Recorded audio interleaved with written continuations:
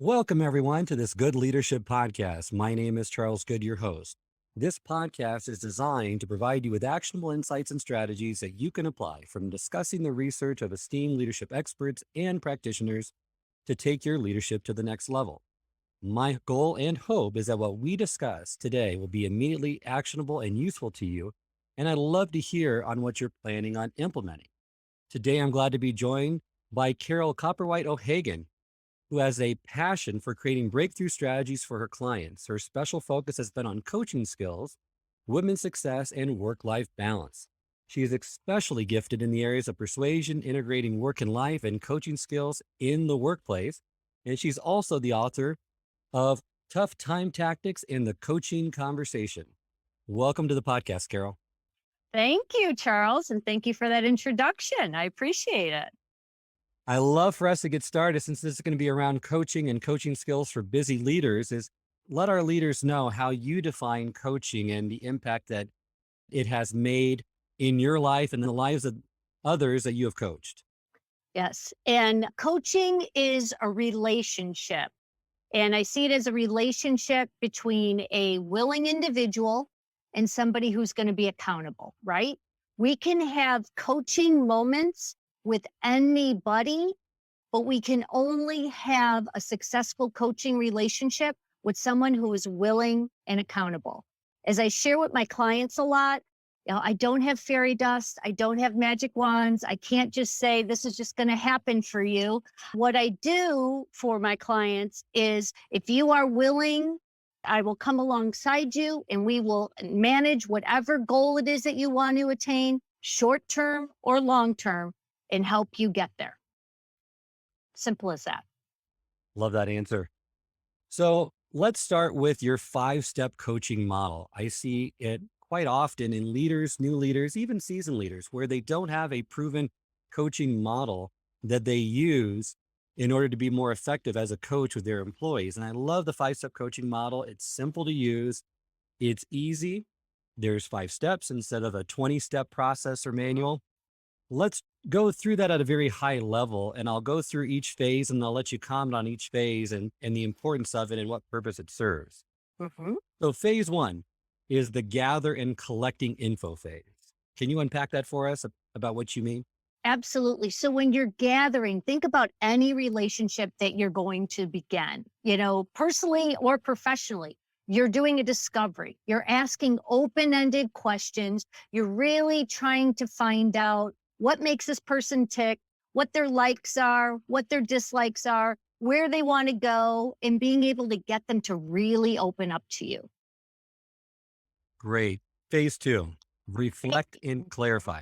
Yeah. So when you're reflecting and clarifying, it's a great way to raise your listening game and take your listening to the next level. So I call the active listening. So if I reflect and clarify what I'm hearing you say, that's a great way for us to build that confidence, build that connection. And then hopefully, as we navigate through the process, you're going to be on board to working with me and me helping you achieve what you want to achieve. And you mentioned too that during this phase where you're paraphrasing, summarizing, clarifying, listening, you can also return back to the gather phase as you continue to grow your understanding, right? Absolutely. Absolutely. And I usually state that when I start to do the 3rd step. And yes, at any point with this model, what's great, if you're getting any resistance from your coachee, especially at the beginning, maybe somebody holds things very close to their vest and they're not as open, you may need to gather and ask more questions before you can connect with them. And if you don't have that connection, you're never going to be able to move forward with the model, for sure. All right. Well, phase 3 or step 3 is brainstorm solutions.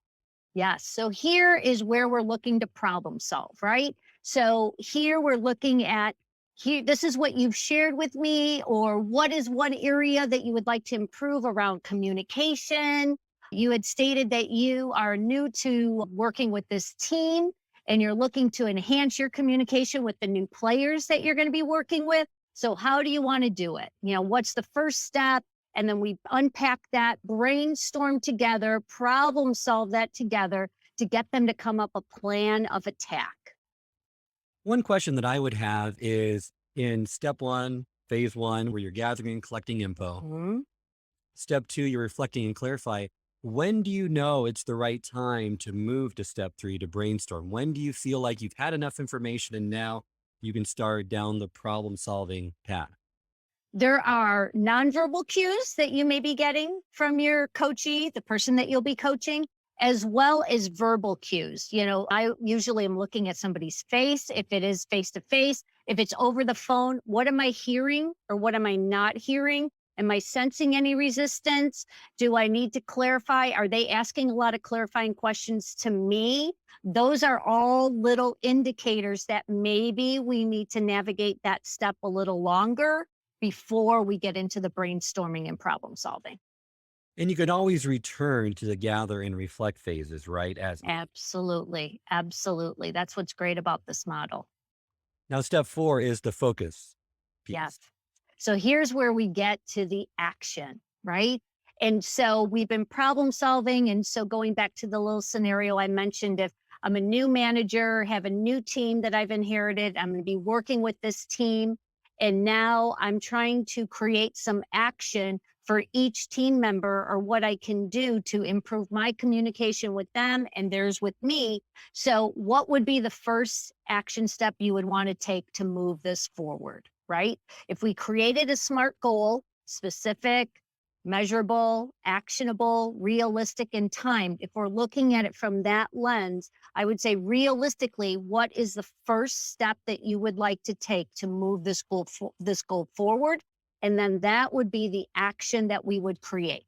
In some cases, I have some coachees that have several actions that they want at a given time. And then there are others who may only want to create one action per coaching session. If I find at that time that if I'm doing like a 45-minute coaching session, for instance, usually by 30 minutes, we're starting to move into the action section. And here it's like, okay, so we've been talking about X, Y, or Z. So of these, which would you like us to move forward on? And then that's how we're trying to formulate that action step for them. Now, these first four steps could be done in one meeting, right? Or is it Correct. over a period of time? They can be done in one meeting. And if it's an initial coaching, again, there are individuals who hold things close to their vest. And then there are some individuals who are an open book or maybe TMI, right? And so, given the individual, sometimes you get through steps 1 and 2 in like 5-10 minutes. And other times you may be going through those 2 steps in maybe 20-25 minutes and then getting to brainstorming. And so that's okay. And when in doubt, if I sense that somebody is resistant at all, we're always just going to go back. And that's what's great about the model. When in doubt, just go back to the last step, the previous step you were working on, to get some clarification or understanding so that you're on the same bus moving along together. That's great. Now, the fifth and final step is assess and measure. Yes. And of course, I'm an external coach and I work with a lot of big companies and assessing the progress. They want the ROI. They want to make sure that if we're investing in this individual, we want to make sure that we're getting our money's worth. Is this really it's what they're working on? Is that in alignment with what we were hoping they were working on? Is it helping them get the results? Are they moving forward? As well as with individuals who seek, like someone like myself individually, they're looking at, this is what I want to achieve in the next 30 days, 60 days, 90 days, if it's a short-term goal, or they may say in the next 6 months, this is what I want to achieve. So we're assessing the progress based on the specific goal and making sure we have measurements and that we're attaining those as we're going along. That's where the assess comes in. Love the model. Love those 5 steps. I think it's a simple framework to really unpack. There's a lot that is required to unpack each step. So we aren't going to have time to unpack each step in more detail, but I would like to go a little deeper on some of those coaching skills that would be important for several different stages. First, in your book, you state the importance of SMART goals, breaking down goals into a SMART system. Can you unpack that a little bit for our listeners? Just so as they're providing that action plan, right, they're creating goals in the right structure. Absolutely. And, what I have found in my own coaching practice that there are a lot of senior leaders who are great at setting goals for their teams or for their departments or within the organization, but they're not setting great goals for themselves. And so, again, using the SMART acronym, that can really help you look at what it is that you want to attain short term or long term. So again, S standing for specific. What specific goal do you want? What is the specific goal you want to achieve in 30 days, 60 days, 90 days, so forth? Then how are you going to measure it? Is what the M stands for. Of course, and we're all about action and coaching. Conversations are great, but the difference between a conversation and coaching is that action step. That is what's going to help us move it forward. So, what action are you willing to take? And then realistic. That's another one. And it's a big one that I find with clients that realistically, I have some that, the eternal optimist out there that'll say, oh, I can do 10 things. And it's like, fantastic. And of course, you believe in your coachee, but it's like, given the time frame, if we're meeting every 2 weeks, so what can you realistically get done for the next time that we meet? And then they're like, well, realistically, I can get, X or Y or Z. Fantastic. And then T, what is that time frame? And then how much time do you maybe need to spend on each goal or the goal to help you move it forward? Love the framework. It's been around for a while. I had a guest on the podcast recently that said really it's having these goals and then forgetting about that goal, using it as a distant destination that you reference every now and then, but work the process every day. Because some goals are so daunting that the distance from here to there will discourage you. So you have to identify what is something each day I can do to have those daily successes, to get motivated, to keep me on the path of making progress toward those goals. Absolutely. I mean, we can talk about what we want to do goal wise all day long. The difference between using the SMART goals and talking about it is we're going to write them down. And I encourage my coaches and I use a goal sheet. Like, what is the goal that you want to achieve? What action steps are you going to take to achieve that goal? And then how are we going to move that forward? And by doing that, you have a 75% chance of having greater success. So, of course, wouldn't you rather have that than maybe 25% of saying, I want this, this is what I want to do, but then not achieve it? So yes, it's a big deal. And I have found that clients of mine really do like, what? I never wrote down my goals before. And it's like, are you kidding? That's fantastic. Let's start it now. No time like the present, right? I think that's important for everyone to hear again, even though everyone knows the SMART goals and knows the importance in goal setting. It's still common sense things that you know to do, but you don't do consistently over time that really makes a big impact for you. The next piece, which I think is the hallmark of all great coaches, is asking the right questions. I can't emphasize the importance of that enough. And there was a guest that we had in one of our programs quite a while ago, and he wrote a best-selling book, Questions Are the Answer. And he stated, the higher up you go in any organization, it's not about having the right answers, it's about asking the right questions. And in coaching, this is paramount. This is really important. And you have some advice on, okay, here are three tips to ask powerful questions. First one you give is, I think it's common sense as well, but ask open-ended questions, not leading questions or yes and no questions, right? Correct. Absolutely. So asking open-ended questions, those how or what questions are so important to use. They're collaborative, they're open-ended. And I've been in this coaching business for a long time. I have not had anyone ever resist answering a how or what question. Now, granted, I get sometimes people with a why question. They can get, that sometimes can have a negative connotation. Some people don't embrace the why. Some dominant personalities are not big fans of the why question. That said, how or what, open-ended, it really opens that conversation and really gets people to give you more than just a yes or no response. Great advice. With questions too, you categorize them into 5 different types. So I'd love to go through those types with you right now, just to kind of unpack a few so people know the different types of questions you could ask. So the first one are factual questions. Here's what happened. Give me the facts, right? Absolutely. So, what are the facts? What just happened? Just simply give me what it is that's going on and what needs to happen. Getting that understanding, factual questions, so very important. And in some cases, that is a big piece to getting people to if you ask those factual questions, that's going to get them to move forward, pure and simple. Great. So they need to be a part of the coaching conversation. Also, emotional questions. Not only the facts, but you want to know, how do they feel about the situation, the challenge, the opportunity, right? Absolutely. And the feeling part is, what's your role in this? How do you feel about this? When somebody says, at times I'll have somebody say, I don't know, or I'm not sure. And it's just like, well, what do you feel? What's your feeling around this goal or whatever it is that you want to achieve, or what just happened in this conversation or this meeting you were just in?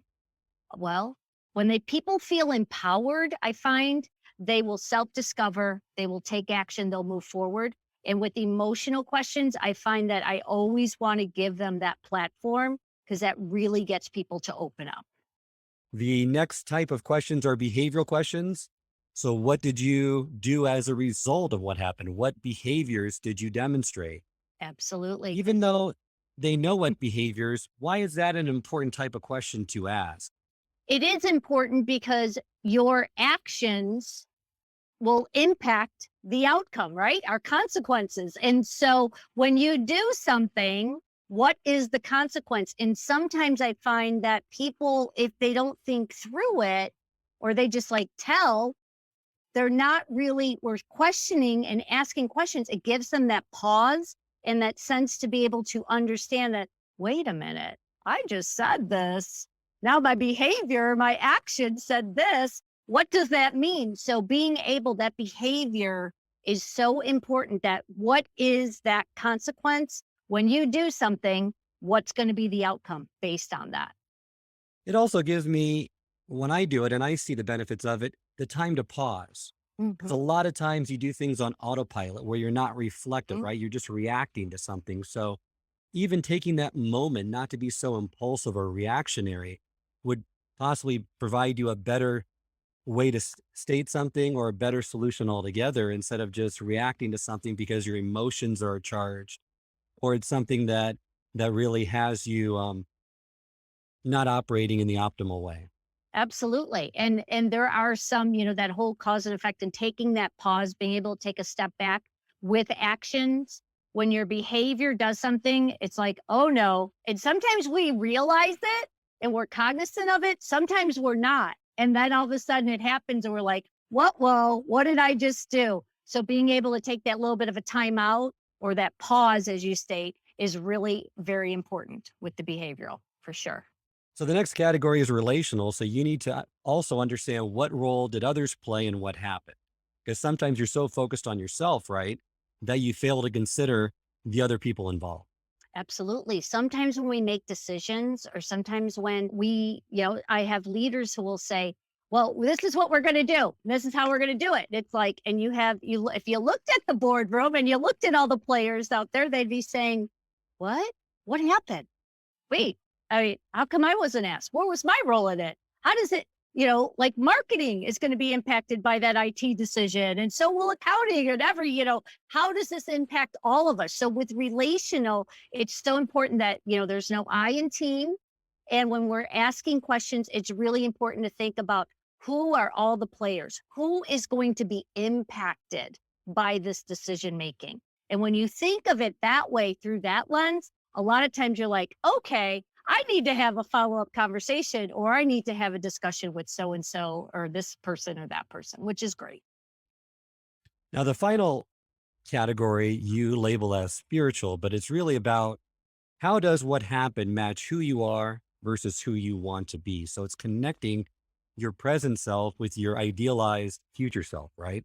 Absolutely. So to reach, I always say, I want my coachees to reach their potential, right? So where you are, or decisions that you make, how is that in a line with your potential or where you really want to go with your career or with your team or with the organization, and making sure they're in alignment, because that's really important. So that's what we mean by spiritual, for sure. And possibly the best piece of advice that for me in regards to asking questions is being silent and waiting for a response. Too often people jump the gun and try to answer for the individual because they feel uncomfortable with the silence. Absolutely. I'll never forget, and I'll share a story with you. My very first coaching engagement. It was the senior vice president of an HR firm, a big insurance company in Chicago. And I had to coach this individual. And I remember being in there and sitting there and asking the question about what was it that he wanted to change regarding his leadership. And there was something specific within his leadership that he needed to change. And I remember him sitting in his chair, sitting back, 25 minutes of silence. Now, for anyone, if you timed 5 minutes, you know how long it is. Imagine 25 minutes. Now, and I knew a rookie mistake would have been to probably continue to ask more questions or clarify to see if he did. And I knew what he was doing. I fully understood. So I just sat there. And eventually, he did actually answer my question. And we laughed about it later. And I remember him answering, and he's like, you know what? I was curious how long you would sit there, until he goes, I knew you weren't a rookie at that point. He goes, because you looked mighty young to me. I didn't realize that you were maybe knew exactly what you were saying and how you were going to say it. He goes, you just sat there. And I go, it's amazing what you can learn from someone at any age. We can learn. It doesn't matter how old we are. If you're willing and accountable and you are open to learning, you can learn at any time from anybody. And that totally shifted at that point. And he's like, all right, let's do this coaching. I'm ready. Let's go. What's my next question? Go. Let's keep it going. And it's funny, but it's like, it was true story. Huge advocate for me over the years, but a big test. And I tell this story many times when I teach my certified class, because I want people to understand that don't give in, stay strong, and it's worth it. Because if you do keep going or asking more questions, it's just going to discount the power of the question. And the question is so powerful. Love that story. It's so difficult for a lot of people to do that, especially for that period of time. Kudos to you, because that would seem like an eternity, right? On the other end of that table. Why don't we move now into positive accountability? Because with coaching, you want to build the coachee needs to become more accountable, but you really are going for a certain type of accountability, which you define as positive accountability. So I'd love for you to unpack that for us and then talk about the other quadrants as well and some of the weaknesses or issues with those. Yeah. So accountability, there are people who are accountable and there are people who are not accountable, right? And I live in the world of I'm the eternal optimist. What's my role in things? What did I do well? If I mess up, which I'm human after all, how do I change it? What do I need to fix? And so when I think about accountability in some organizations, I understand that I've had clients who'll say, well, accountability, it's punitive, or they see it as being icky bad. And they're like, oh, you're going to hold me accountable? And I'm just like, well, I'm curious. What do you think accountability means? It means micromanaging. And there's such a misconception of what people see as accountability, where accountability is if you say you want to do something, I am going to hold your hand to the fire when you want to do it or when you're going to do it. At the same token, I'm not 5 minutes later. If you say by Friday, you're going to have this report to me and it is Tuesday, I'm not going to come Tuesday afternoon or Wednesday morning and say, how you doing on that report? Where are you at with that report? That is being micromanaging. Accountability is if we agree that Friday is when you're going to get this completed, Friday is the amount of time I need to give you. And there has to be a level of trust. Because if there's no trust, we all know that's not good for any relationship. And so that accountability is so important. And that's a big way that I have had clients who have struggled with that for sure. And with positive accountability, you have a high focus on the relationship, a high focus on the results. In the opposite type of culture, which you define as an apathetic culture, then the coach is not really focused on the relationship. The coach is also not challenging the person to do his or her own best. And therefore they're not going to be engaged, right? The coach Correct. is kind of being forced into the coaching and there's no interest. So no engagement with the coaching. Yes, absolutely. And what we're looking at is, of course, top performers. They are going to be focused on high on the relationship and high on the results. Now, granted, we're going to float in different areas. Sometimes it's high about the relationship, not so much about the results. Where we need to reside and where our goal is to make sure that we are trying to be top performers and knowing that we're aligning high on relationships and high on the results. Because when we have the two of those present, we know we're going to have greater success. We're going to have accountability, and people are going to move forward and they are going to thrive. I have found that with the coaching I've done and seen to be very effective, I agree with the dual focus, but the focus first needs to be on the relationship and building the trust and the psychological sense of safety. Because without that, then you're not going to be able to get them to focus on the results and to be outperforming in those regards. Do you agree? Absolutely. I do agree. And it goes back to when I think about the coaching, the definition of coaching. You can have coaching moments with anybody. You can only have a coaching relationship with somebody who is willing and accountable. And if they're willing to have this relationship and to be able to go alongside with you and partnering together, you're going to help them. I mean, sky's the limit. I always tell people, if you are willing to roll up your sleeves with me, we are going to get you to reach your potential. We are going to achieve any goal you want to achieve. If you are all lip service and you're going to say, I want, but I'm not seeing any results, I will have a check-in. It's like, I feel like I'm working harder on your goals than you are. And we have a little problem here. So sometimes when somebody's not being accountable, we have to take that step back and being able to get them so that they are in alignment. You're absolutely correct. Love all that we're saying. We've unpacked goals a little bit, talked about powerful questions, as well as personal or positive accountability. Love to unpack a few more critical skills in the time we have remaining. And listening is one of those critical coaching skills, leadership skills in general, and being present. And you advocate for 3 different types of listening modes to use in your coaching. Can you let us know what those 3 are? Yeah. So a gather listener is the first one, to empathize and then solve. Those are our 3 listening intentions. So when you think of a gather listener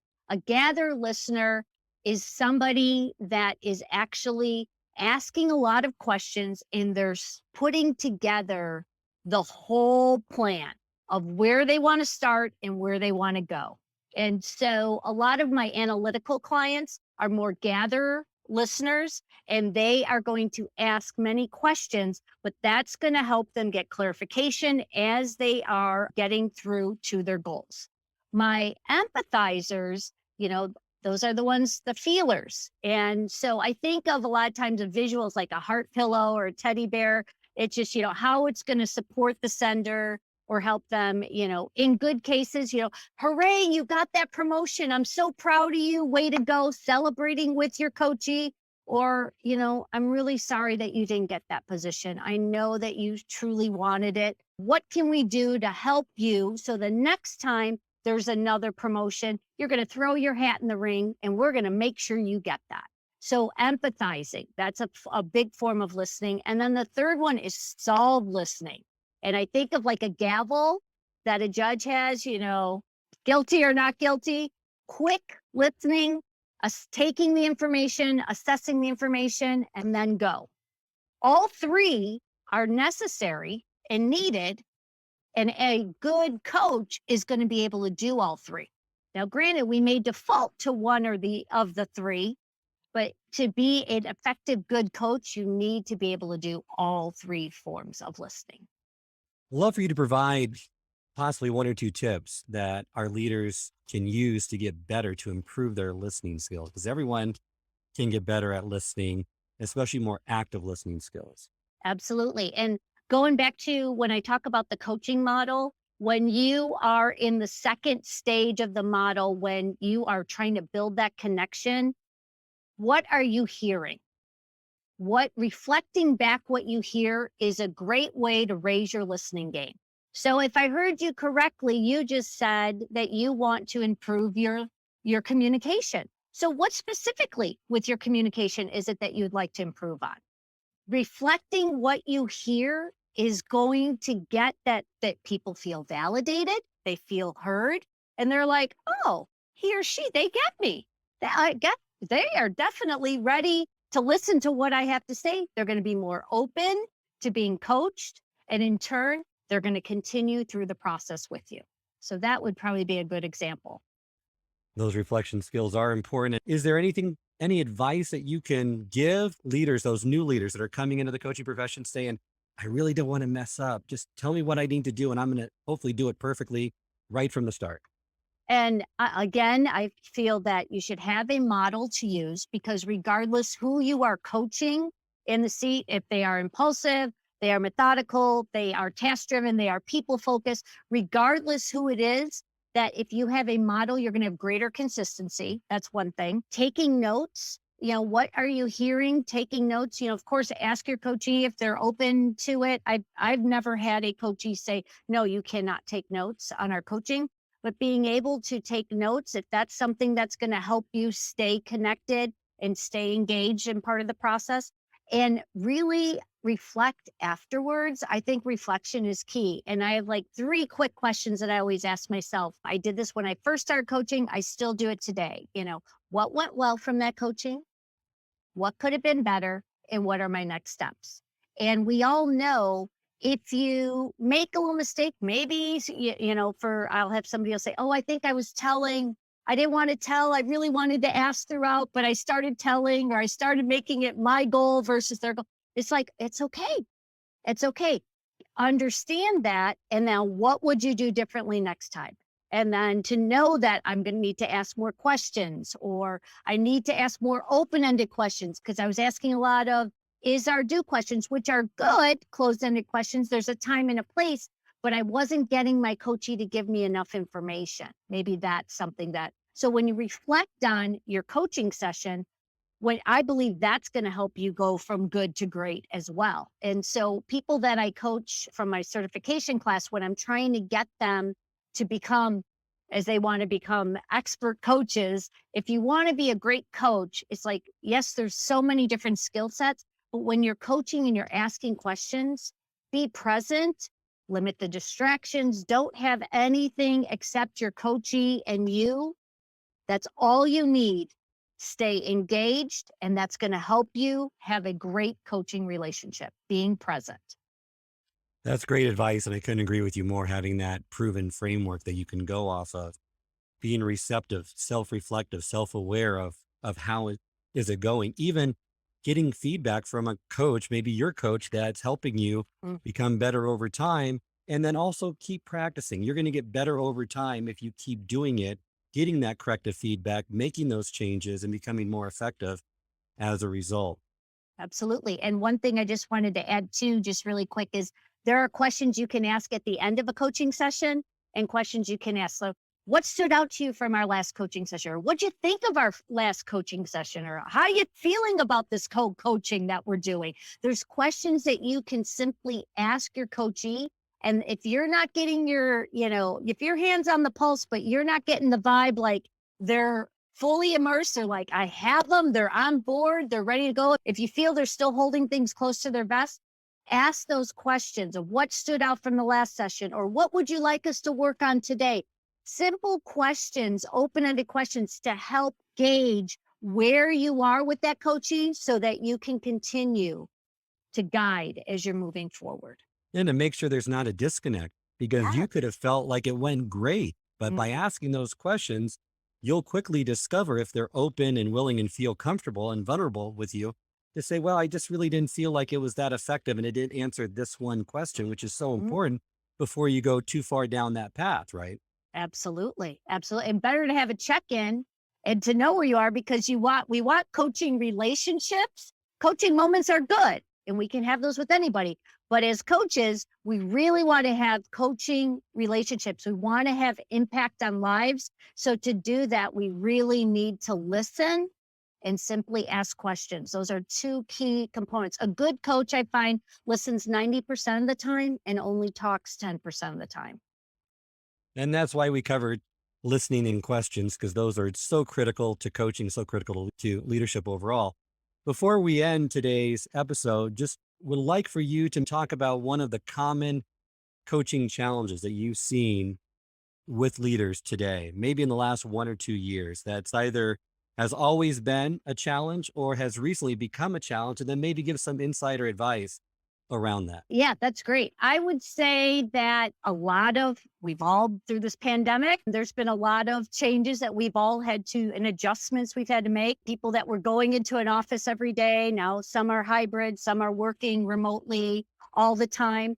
And so what I'm finding there are some conflicts, some communication breakdowns that are occurring on teams and times we're not communicating effectively enough. So I always say, have a morning huddle with your team. Really make sure who's on first, what's on second. Having an understanding of what everybody's doing is a great thing to do.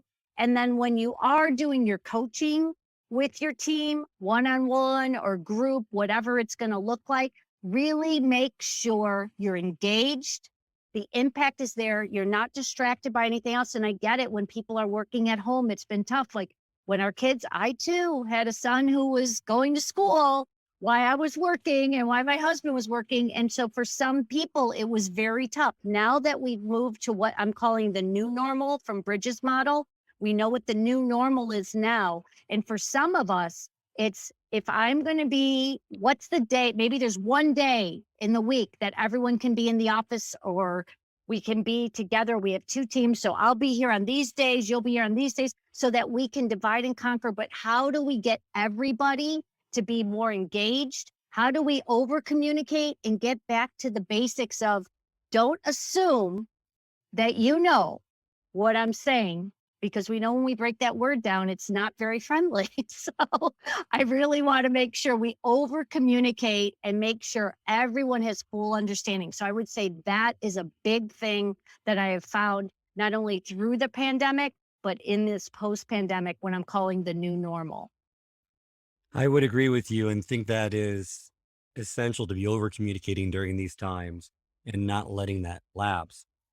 Let's move to one coaching challenge that you would have with one-on-one coaching. And let me pose this scenario to you. What if your coachee, the person that you're trying to coach, is pessimistic or defensive?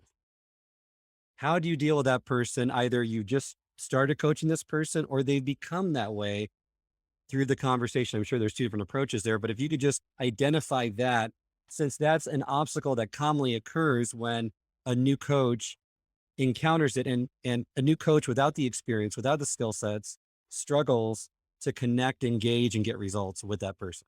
Yeah, and I agree. I love the tough cookies, so to speak, as they call them. I embrace those individuals who, a lot of times I'll hear, well, I have somebody that I don't even believe is coachable, but I'll let you work with them because I know we've given you some other players and somehow it's worked. And I do believe that anybody can be coachable, again, if they're willing and accountable. And I do believe perception becomes reality, right? So if we perceive something, that may be all that we see. So when I have somebody who may be difficult or, I'm simply going to be asking, what brought you here?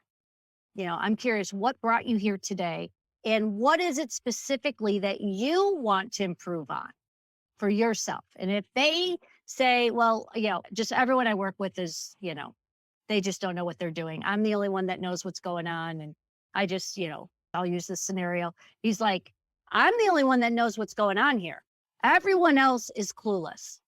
And so I'm frustrated because not everybody is getting to do what I need them to do because I don't even know where they're at. They're on Pluto, the planet that doesn't exist. And I remember laughing a little bit. I'm like, okay, so I'm hearing you. And so I'm reflecting what I hear. And I'm like, I'm curious. So how do we get these individuals to be aligned with what you want? So what's the first step? And it was, well, I guess the first thing I need to do is I probably need to maybe sit down with them and actually tell them how I'm feeling. I'm like, interesting. So when was the last time you did that? And I haven't. I'm like, okay. So let's create a plan. So if we were to create a plan here, let's unpack this for a minute. And so what is it that you're resistant on, or what is it that you want to achieve? What's the goal? And then we would just kind of go through some different questions. And what I found out in just using the model, I was trying to build that connection with this coachee. And then we were able to problem solve. By the end, we were getting to something actionable. And then I'm like, okay, he had an action for himself. And he also had an action of what he was going to do with his team to get them to move forward. And I'm just like, okay. And then we stepped away from the coaching. And I'm just like, so this is what coaching is. And he's like, really? Well, it's actually not that bad after all. I guess I don't hate it. And I'm just like, yeah. I go, if you are willing and accountable, I can help you. But if you build a wall or a barrier, or you present that, this is not possible, this is not going to happen, it is going to be very difficult to move forward. Simple as that. And I'm like, there are some people who just stay on that sit and spin, right? And they go round and round. I'm looking for people to get off the sit and spin and move forward. And when you're ready to move forward, I will help you get there. That's a great approach to take for those difficult people. My final question is, and I'm sure you've heard this phrase before, and I'd love to know, we either need to coach them up or coach them out. How do you make that distinction with individuals? At what point do you say, okay, we've tried coaching, they're not receptive to it, they're a cancer on the team and the organization, we just need to coach them out? And what does that look like? And good point there. And this does actually happen and has happened in some instances. And so I'm always looking at what is the goal of the organization and what does this individual understand? And to me, sometimes it goes back to that communication. Did this individual fully understand what this coaching was going to be about or what they were supposed to be doing? So I always make sure I'm an over communicator. So I make sure everybody has full understanding. And so if this is like a last time shot before we're going to maybe be coaching this person out, I want to make sure everybody is clear and has that understanding of this is where we're at. This is where we need to be. Here's the gap. So in order for us to get from point A to point B, this is what you need to do. And this is what the organization is supporting you in doing. So how do we align that? How do we make it happen? Now, granted, in some cases, people do. You give them that second chance, that third chance, and they do move forward. In the case where somebody's not, then yes, there comes a time where it's just like, okay, that individual, a lot of times you'll hear from them and say, you know what, this is not where I belong. I'm not where I belong. They have the self-realization, but you have to give them that opportunity to see for themselves. So by asking questions, using the coaching model, I've had people self-discover on their own that maybe it's time for a change. Do you find that often, or do you find it more commonly where you just have to coach them out, where they don't have that realization? I'm just curious because in my experience, I found that usually they don't realize it and you have to find a way to coach them out. I've had a couple people that it is a blind spot. And when there is a blind spot, it's like, okay, this is what we've been working on. This is what we've needed you to do. Unfortunately, we've not been able to get these results. So therefore, this is where we're at. And this is what happens. And nobody wants to fire people. Nobody wants to let people go. I get that. At the same token, I believe there's great learning and no matter what happens. And I try to put a nice approach at the end that given this is going to be happening, you're going to be leaving the organization. They no longer want you in the organization. That's, I get it hurts. It hurts everyone's. We all have ego, right? It hurts a bit. But what do you learn from it? And I will always take, again, my 3 questions. When you walk away, I want you to say, what did I do well? What could I have done better? And what are my next steps? Because those next steps are going to determine where I'm going to navigate and where I'm going to go next. Whatever next organization is, next department, whatever is when you're being coached out. That's some great advice. So as we reach the end of the episode, I always like to end it, Carole, with a call to action. What is 1 or 2 things you could recommend that leaders try as they're first starting, either doing coaching for the first time, or maybe a tip or a piece of advice for a leader that's seasoned that would help take their coaching to the next level? I would say, first and foremost, making sure you're asking open-ended questions. And then the second thing is to listen. So ask a question, give that person that time to answer. Do not ask another question until they respond. Try to ask an open-ended question. And this happens, I don't care if you're a new to coaching or somebody who's been in coaching for a long time. Patience, I know, is a virtue. And some people, their tolerance level, they ask a question, they want a quick response. Give that person their space. I believe when we provide the space for somebody, that's when they self-discover, they take action, and they move forward. And ultimately, that's what we're looking for. Love that. Couldn't agree with you more. Remind our listeners, Carole, how they can get in contact with you. So if you'd like to reach out to me, I am at Coach Carole, CoachCarole, at advantagecoaching.com.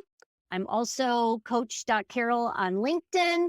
And at Advantage Coaching, we have a phone number as well, but I'd say the email is probably the best bet to get a hold of me. Thank you very much for joining me today.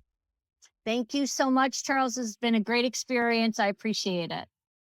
And this concludes this episode of the Good Leadership Podcast. If you like what you heard today, please share this episode with your colleagues, friends, or anyone else who might have found this valuable. If you'd like to subscribe, this podcast can be found both on Apple and Spotify and can also be accessed on the Institute for Management Studies website at ims-online.com. Until next time, remember, it's not what you know, but what you do consistently that makes a difference.